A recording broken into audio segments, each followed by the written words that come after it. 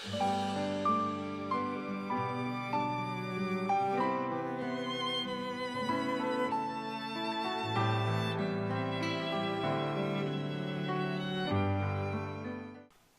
오늘 말씀은 한마디로 요약을 한다면 인생은 투자다 하는 것입니다. 인생은 투자다 하는 것입니다. 인간을 여러 가지로 정의를 하지요. 인간은 만물의 영장이다. 인간은 생각하는 갈대다. 인간은 사회적인 동물이다. 또 창조하는 동물이다. 인간은 유희하는 동물이다. 여러 가지로 정의를 합니다. 그런데 오늘 전도서 말씀은 인생은 투자라고 합니다. 영원한 나라를 얻기 위해서 투자하는 것입니다. 천국을 얻기 위해서, 영원한 나라를 얻기 위해서 이 땅에 삶을 던져서 투자하는 것입니다. 지난주 이선영 집사님 떠나보내면서 우리 성도님들이 많이 울었습니다. 아마 성도님들 중에는 그렇게 착하고 좋은 집사님을 하나님이 왜 그렇게 빨리 데려가실까? 그런 의문이 생기는 분도 계실 겁니다. 그런데 그분들은 너무 이 땅의 삶만을 생각하니까 그렇습니다. 우리 생은 이 땅의 삶만이 아니고 저 천국까지 영원토록 이어지는 것입니다. 그대로 연속되는 것이지요. 죽음이란 다름 아니라 여기서 거기로 이사가는 것에 불과하고 그대로 이어지는 것입니다.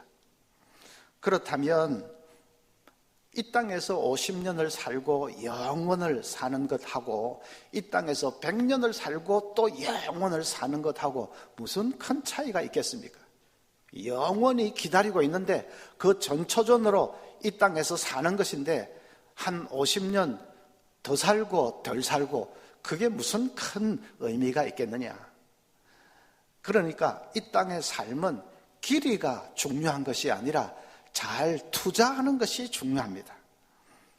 이 땅에서 잠시 사는 그것에 의해서 영원한 나라에서의 그 상급이 결정되는 것이기 때문에 그래서 잘 투자하는 것이 중요합니다. 고 이선영 집사님은 잘 투자하셨습니다. 교회를 위해서, 하나님 나라를 위해서 얼마나 뜨겁게 봉사하고 섬겼는지 모릅니다. 그래서 지금 천국에서 말할 수 없는 복을 누리고 있는 것 아닙니까? 그래서 우리도 투자를 잘 해야 되겠는데 오늘은 어떻게 하면 투자를 잘 할 수 있을까? 그 말씀을 드리려고 합니다. 오늘 이 시간은 제가 이 투자 컨설팅을 하겠습니다. 그런데 사업에 투자하는 것보다 훨씬 더 중요한 인생을 투자하는 투자 컨설팅을 하겠습니다. 자, 첫째는 기회 있을 때 미루지 말고 투자해야 됩니다. 미루지 말고 투자해야 됩니다.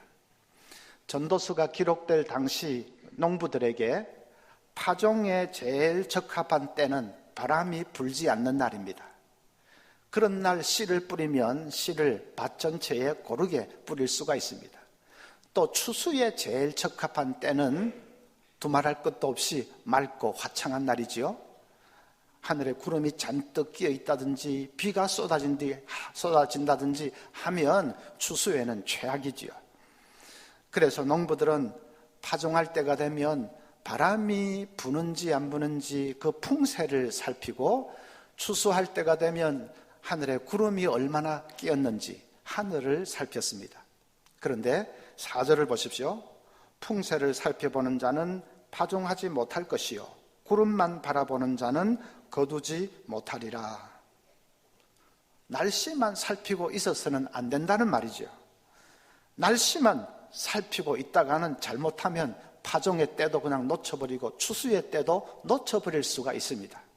좋은 날씨가 되면 좋지만은 그러나 그런다고 그 좋은 날씨만 기다리면서 이제나 저제나 하고 있다가는 잘못하면 파종의 시기를 놓치고 추수의 때를 놓쳐버릴 수가 있다는 것입니다.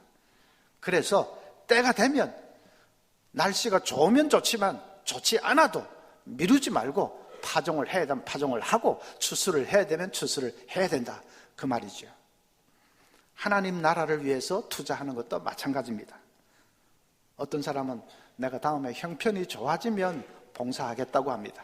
지금은 너무 바빠서 좀 그렇고 다음에 이 여유가 좀 생기면 봉사도 하고 선교도 하고 하겠다고 합니다. 문제는 다음에 하는 그 다음이 영원히 오지 않을 수도 있다는 사실입니다. 그게 문제지요. 전도서에서 계속 강조하는 것이 인간은 내일 일을 알지 못하는 허무한 존재다. 그거 아닙니까? 다음을 누가 보장할 수 있습니까? 그래서 미루면 안 됩니다. 어떤 분은 집사님 새벽기도 좀 하십시다. 그래야 영혼이 삽니다. 그러면 두말도 않고 예 알겠습니다. 하겠습니다. 그럽니다. 근데 그걸로 그치면 얼마나 좋을까마는 꼭 그 다음에 따라 붙는 말이 있습니다. 다음 주부터 하겠습니다.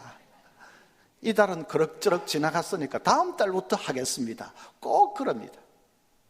다음에 그건 사탄의 소리입니다. 여러분,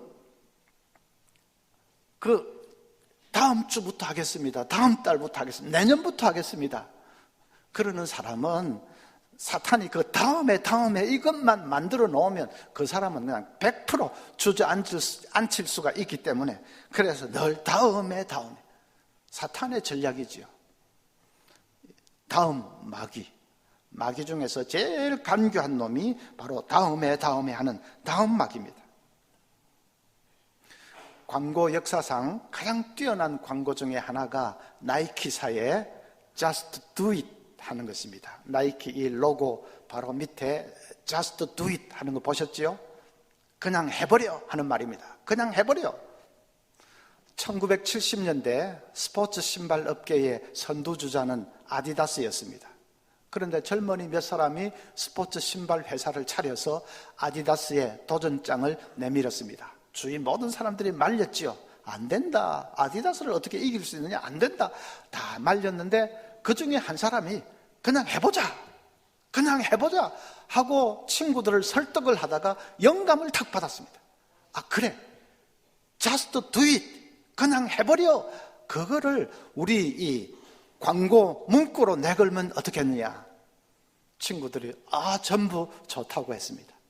그래서 일을 저지른 것이죠. 결과는 Just do it, 그 광고 하나로 나이키의 이 시장 점유율이 18%에서 43%로 껑충 뛰고, 그리고 아디다스를 밀어내고 그냥 세계 제일의 스포츠 신발 회사가 됐습니다. 여러분, 하나님 나라를 위해서 투자하는 것도 마찬가지입니다. Just do it, 그게 중요합니다. 사탄이 다음 주부터 그렇게 속삭일 때마다 우리 천국 백성은 뭐라고 해야 됩니까? Just do it. 믿음의 사람은 Just do it입니다. 제가 신대원에 있을 때 신학생 한 사람이 와서 교수님, 새벽 기도하는 게 너무 힘듭니다. 새벽에 좀 잘 일어나는 비결이 없습니까? 제가 비결이 있지 했습니다. 비결이 있지. 벌떡 일어나면 된다. 간단합니다. 벌떡 일어나면 됩니다. 제가 그것을 벌떡 테크닉이라고 이름을 붙였습니다. 벌떡 테크닉. 그냥 이것저것 재지 말고 알람이 울리면 마치 총알처럼 벌떡 튀어나와서 일어나면 됩니다. 소경 바디메오도 예수님이 오라고 하시니까 마치 용수철이 튀듯이 막 벌떡 일어나서 달려갔지 않습니까? 그리고 기적을 경험했습니다. 그래서 벌떡 일어나면 됩니다. 여러분, VIP에게 전도하는 거 참 힘드시죠? 자꾸 망설여지고 그러는데 비법이 없을까요? 벌떡 테크닉을 쓰십시오. 벌떡 일어나십시오. 그리고 그냥 달려가서 말해버리는 겁니다. Just do it, 그냥 말해버리는 겁니다. 그게 답입니다. 어떤 목사님이 이런 얘기를 했습니다. 자기 교회에 사업에 실패한 집사님 계셔서 신방을 갔답니다. 집사님이 너무 상심해 계셔서 목사님이 위로의 말을 했습니다. 집사님, 분명히 하나님의 무슨 뜻이 있을 겁니다. 용기를 가지세요. 그랬더니 그 집사님 하시는 말씀이, 목사님, 제가 사업에 실패해서 이러는 게 아닙니다. 제가 그동안 11조 생활을 못한 게 너무 마음에 걸려서, 그래서 마음이 아픕니다. 내가 있을 때 11조라도 좀 똑똑히 했더라면 얼마나 좋았을 걸. 지금 가진 거 다 날리고 나니까 그게 너무 마음에 걸려서 그래서 눈물이 납니다. 그러면서 훌쩍이고 우는데 목사님이 그냥 할 말이 없더랍니다. 무슨 말을 하겠습니까? 거룩한 투자는 여러분 지금이 기회입니다. 지금 해야 됩니다. 다음은 없습니다. 다음을 누가 보장할 수 있습니까? 그래서 지금 기회가 됐을 때에 미루지 않고 하는 것입니다. 그냥 벌떡 일어나서 하는 것입니다. 그 다음에 둘째로는 지혜롭게 투자를 해야 합니다. 6절 말씀 보면 너는 아침에 씨를 뿌리고 저녁에도 손을 놓지 말라. 이것이 잘 될는지 저것이 잘 될는지 혹 둘이 다 잘 될는지 알지 못함이니라. 분산 투자를 하라는 말이지요. 이것이 잘 될는지 저게 잘 될는지 혹 둘 다 잘 될는지 모르니까 분산 투자를 하라는 말입니다. 그 말은 지혜롭게 투자를 할 수 있어야 된다는 말입니다. 투자만 한다고 능사가 아니라 잘 좀 지혜롭게 투자를 할 수 있어야 된다 하는 말입니다. 예수님도 비둘기같이 순결해야 되지만 또 동시에 뱀같이 지혜로라 그렇게 말씀하셨죠. 가장 지혜로운 투자가 뭘까요? 그것은 사람에게 투자하는 것입니다. 사람에게 투자하는 것입니다. 스코틀랜드에 플레밍이라고 하는 농부가 있었습니다. 한 번은 이 농부가 밭에서 일을 하고 있는데 갑자기 어디선가 그냥 help me, 도와주세요, 도와주세요 하는 소리가 들립니다. 달려가 보았더니 한 소년이 늪에 빠져가지고 허우적대고 있습니다. 이 농부가 나뭇가지를 내밀어 가지고 그래가지고 겨우겨우 그 소년을 구해내었습니다. 그 소년의 아버지는 귀족인데 그래서 그 귀족 아버지가 너무너무 고맙다고 은혜를 꼭 갚아야 되겠는데 그래서 농부의 아들을 데려다가 공부를 시켜주겠다고 합니다. 가난한 농부의 아들이 뜻밖에도 공부할 기회를 얻게 되었습니다. 그 농부의 아들이 머리는 좋았던지 의과대학에 들어갔고 그리고 의사 겸 과학자가 됐습니다. 그 사람이 바로 페니실린을 발명한 알렉산더 플레밍입니다. 그 이후에 이 귀족의 아들이 늪에 빠져서 허우적대는 그 귀족의 아들이 폐렴에 걸렸습니다. 그 당시에 폐렴은 아주 치명적인 병이지요. 그래서 생사를 오락가락하는 이 귀족의 아들을 갓 발명이 된 페니실린을 통해서 이제 병을 고쳤습니다. 그는 이 플레밍이 발명한 페니실린으로 그 귀족의 아들이 생명을 건짐을 받게 되었습니다. 그렇게 낳은 아들이 바로 윈스턴 처칠입니다. 처칠이 2차 대전 때 수백만의 사람들을 전쟁으로부터 구해낸 거 잘 아시죠? 그러니까 참 생각해보면 놀라운 일입니다. 귀족은 은혜를 갚기 위해서 농부에게 다른 일을 해줄 수도 있었습니다. 땅을 한 1000마지기쯤 사줄 수도 있었습니다. 농장을 사줄 수도 있었습니다. 그런데 그렇게 하지 않고 그 아들을 데려다가 공부를 시켰더니 그 아들이 훗날에 페니실린을 발명을 했고 그 페니실린 통해서 귀족 자기 아들이 생명을 건졌고 그리고 그 처치를 통해서 전 세계 수백만 명이 전쟁으로부터 건짐을 받게 되었습니다. 사람에게 투자하는 것은 그렇게 놀라운 것입니다. 사람에게 투자하면 결과를 예측할 수 없습니다. 우리의 상상을 초월하는 엄청난 열매를 얻을 수가 있습니다. 우리 교회도 작년부터 베트남 소수 부족 출신의 고등학생 아이들 109명에게 장학금을 지급하기 시작했습니다. 1년에 10만 원. 고등학생이기 때문에 그렇게만 하면 학비를 다 충당을 할 수가 있습니다. 그동안은 소수민족의 교회당을 지어주는 그런 일만 했는데 교회당 지어주는 것도 필요하고 그것도 계속하고 그리고 이제 이 학생들 자녀들에게 장학금을 지불해서 학생들을 키워내게 된 것은 정말 잘한 일이라고 생각이 됩니다. 그 학생들 가운데서 장차 베트남 복음화를 위해서 엄청난 일을 하게 되는 그런 사람이 생겨나지 말라는 법이 있습니까? 그 학생들 중에 베트남의 그 플레밍 같은 그런 사람이 생겨날지 누가 알겠습니까?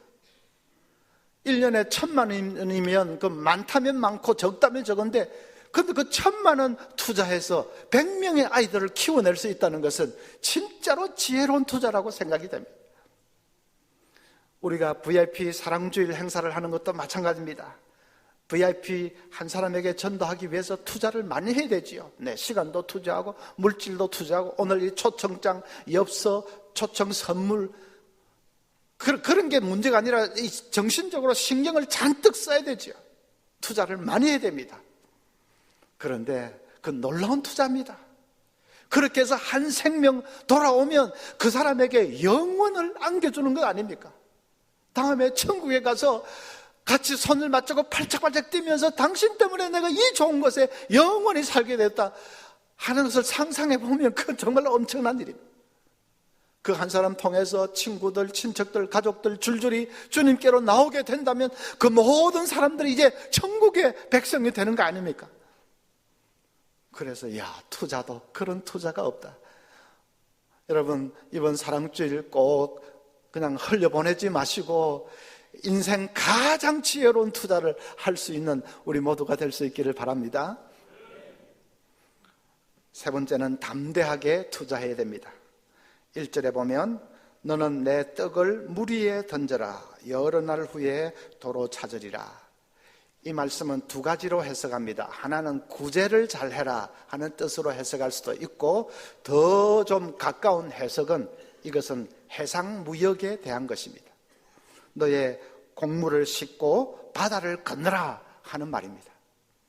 그 당시에 해상무역은 위험했습니다. 선주들은 배와 곡식이 어떻게 될지 장담할 수가 없습니다.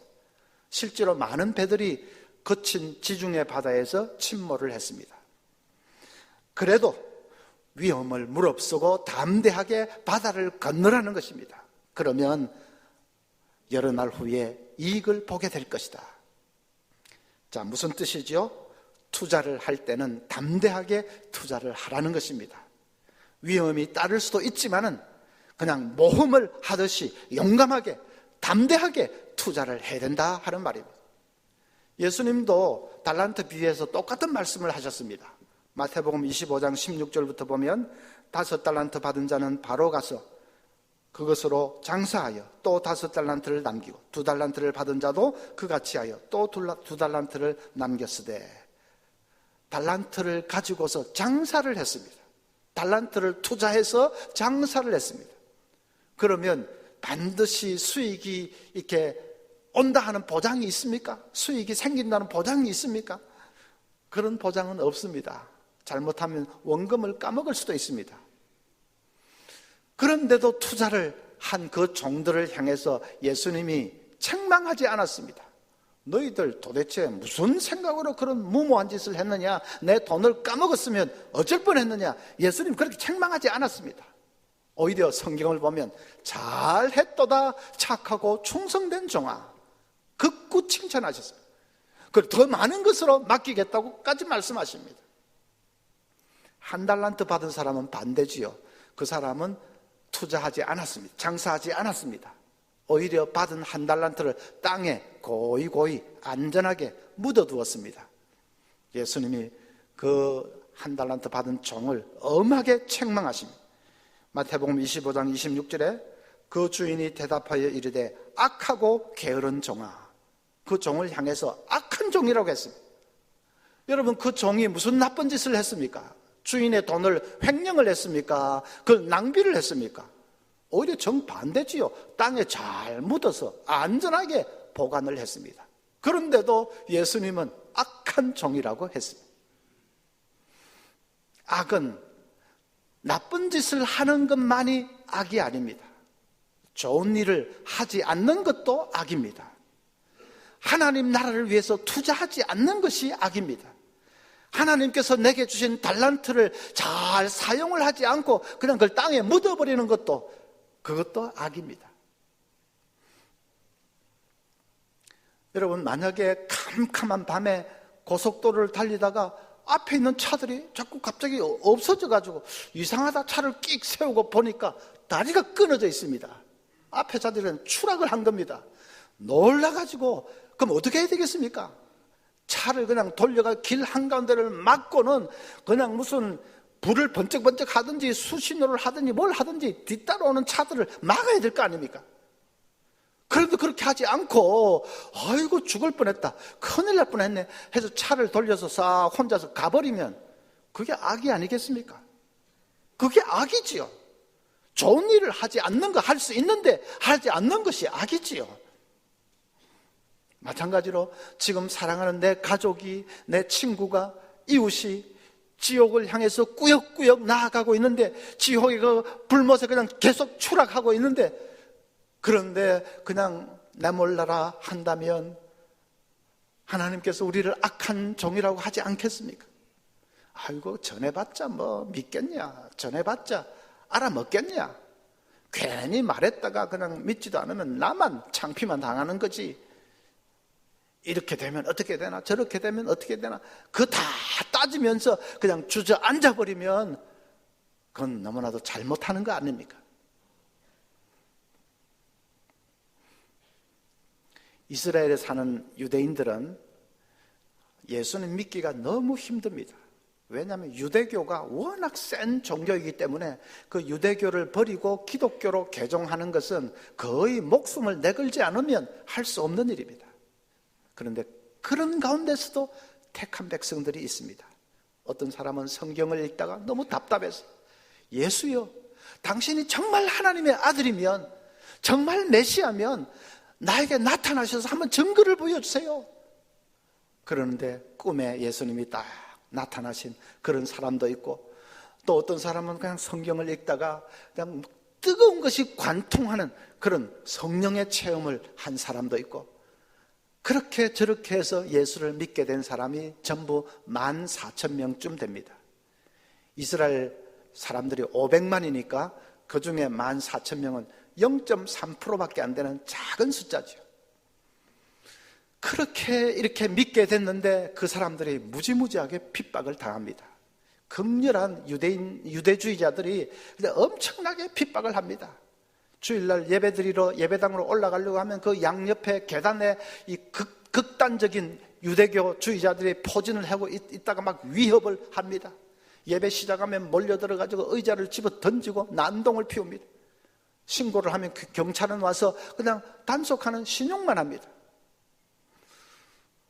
어떤 기독교인은, 어떤 신자는 자기 집으로 들어가려는데 이 극단주의 유대교주의자들이 막 막아서가지고 시비를 걸고 하니까 좀 비켜라고 이렇게 손을 치는 순간에 딱 기다리고 있다가 사진을 찰칵 찍어가지고 저 예수쟁이가 폭력을 행사했다.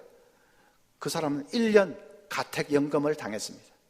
다른 신자들이 먹을 것을 갖다 줘가지고 생명은 부지했지만 그래도 1년 동안은 집 밖에도 나가지도 못하고 가택연금을 당했습니다. 그런 악랄한 핍박을 받으면서도 그 사람들은 위축되지 않고 모이면 뜨겁게 예배합니다.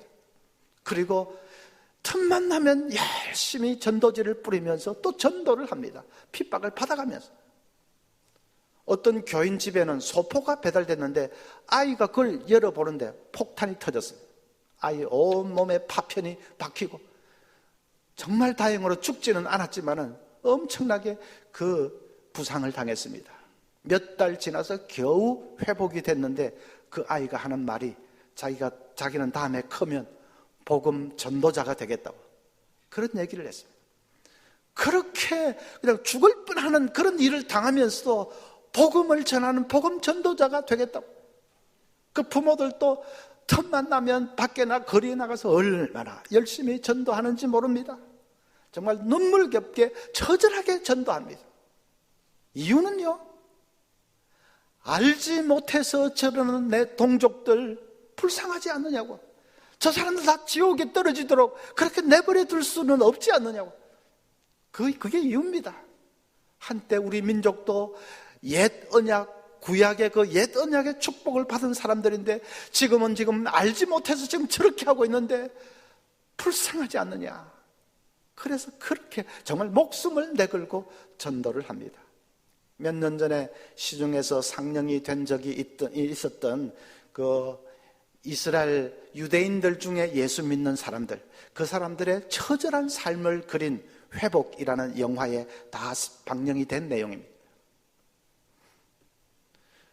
그들의 그 뜨거운 삶을 보면 우리는 얼마나 나태하고 안일한지 정말 고개를 들 수가 없습니다. 여러분, 기억을 하십시오.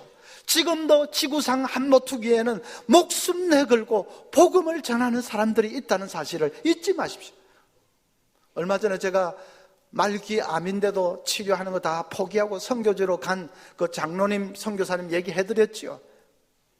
자주 그분에게 문자가 오는데 며칠 전에도 또 문자가 왔습니다. 목사님, 긴급 기도 부탁합니다. 교도소에 가서 전도해야 되는데 거기 약 1000명이 있습니다. 생뚱 목사가 설교하고 자기는 전하고 자기는 이렇게 전도지 돌리고 1000명이 있습니다. 그 중에는 미얀마 사람들도 많이 있습니다. 전도해 주십시오. 기도해 주십시오. 자기 건강에 대해서 뭐 기도해 달라 그런 건 없고, 저는 지금 컨디션이 최고로 좋습니다. 그 한마디뿐이고 건강이 어쩌고 하지 않고 1000명이나 있습니다. 기도해 주십시오. 제가 또 답신을 보냈습니다. 정말 그곳에는 천하보다 귀한 생명이 지천으로 그냥 널려 있네요. 기도하겠습니다. 그 선교사님에게 이 문자 받을 때마다 제가 정신이 번쩍번쩍 드는 것 같습니다. 조지 그린이라는 선교사님 계신데 그분이 이런 간증을 했습니다. 처음에 아프리카에 떨어졌을 때 그때 조그마한 카누를 타고 강을 따라서 올라갔다고 합니다. 정글을 가로지르는 그 강을 조그마한 배를 타고 올라갔습니다. 해가 떨어지고 사방에 어둠이 깔렸습니다. 그런데 어디서 이 원주민들, 식인종들이 두드리는 둥둥둥둥 북소리가 들려옵니다. 전쟁을 알리는 소리입니다. 길을 안내하는 가이드가 공포에 사로잡혀서 벌벌 떨고 있습니다. 선교사님도 마음이 너무 불안해졌습니다. 그 순간에 시편 121편 5절 말씀을 붙들었습니다. 여호와는 너를 지키시는 자라. 여호와께서 내 우편에서 내 그늘이 되시나니. 여호와는 너를 지키시는 자라. 여호와는 너를 지키시는 자라. 내 우편에서 내 그늘이 되신다. 그 말씀을 계속 암송하고 붙들었습니다. 그러면서 불안한 마음을 달랬습니다.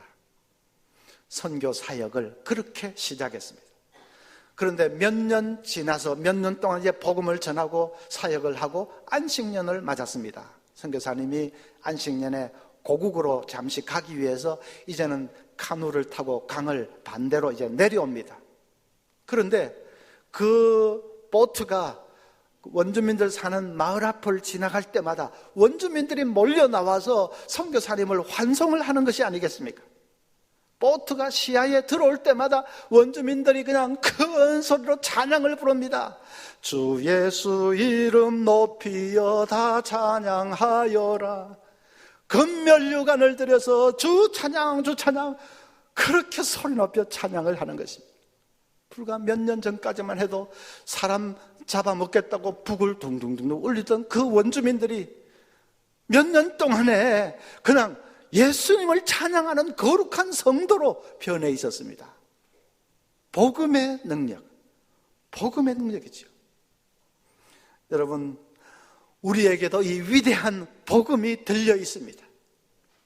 이 복음 들고 담대하게 VIP들을 향해서 달려나갈 수 있기를 바랍니다. 하나님께서 역사하실 때 얼마나 어떤 위대한 일이 일어날지 모릅니다. 미루지 말고 내년 VIP 때까지 내가 여기 있을지도 모릅니다. 내년이라고 하지 말고 그냥 벌떡 일어나서 just do it 하는 것입니다.